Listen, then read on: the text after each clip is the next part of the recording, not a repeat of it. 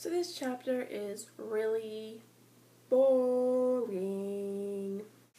It seems like the whole point of this chapter is to introduce us to tons of characters that we will never ever care about.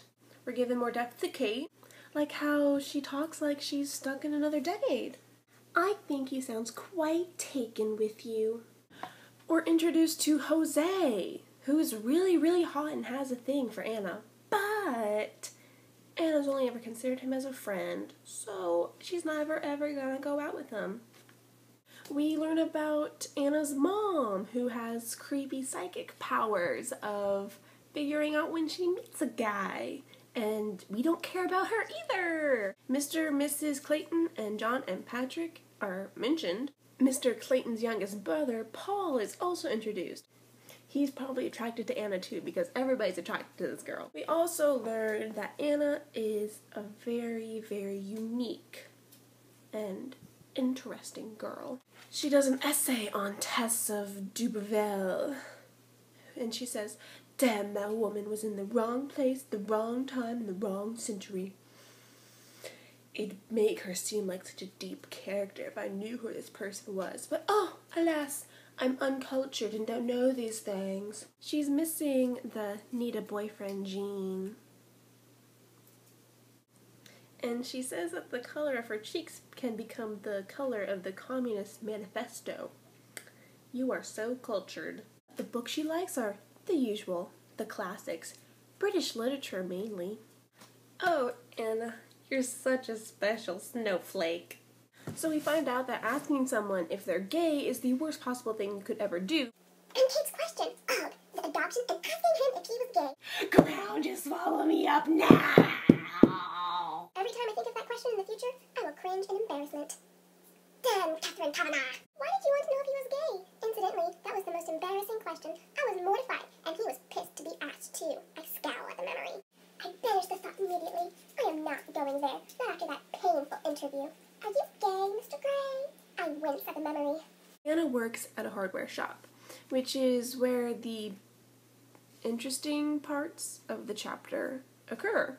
She is working Saturday, and it's a nightmare because they are besieged by do-it-yourselfers wanting to spruce up their homes. Back, do-it-yourselfers, back! I banish you, Havana Kedavra!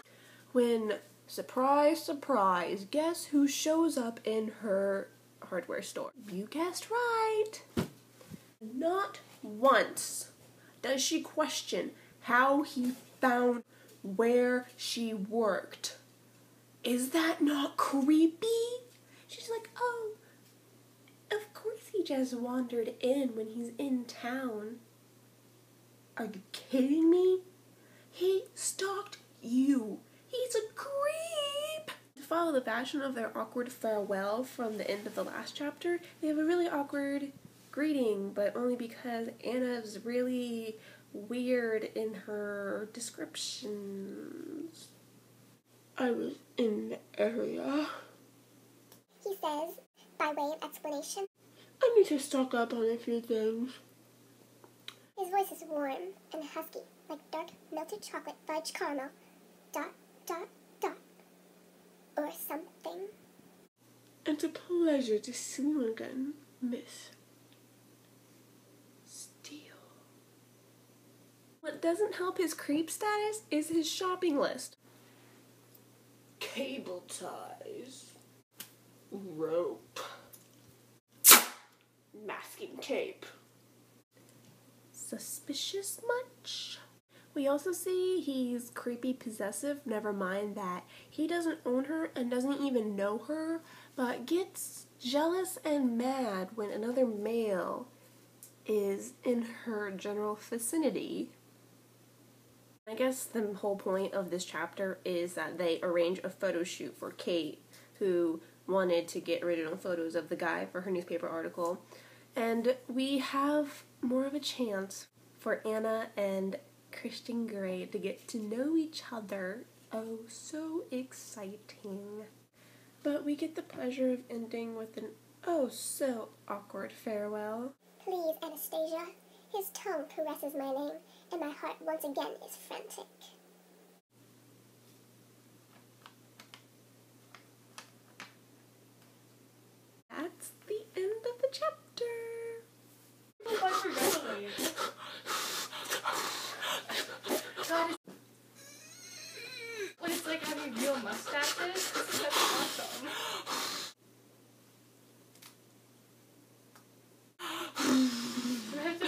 gross to like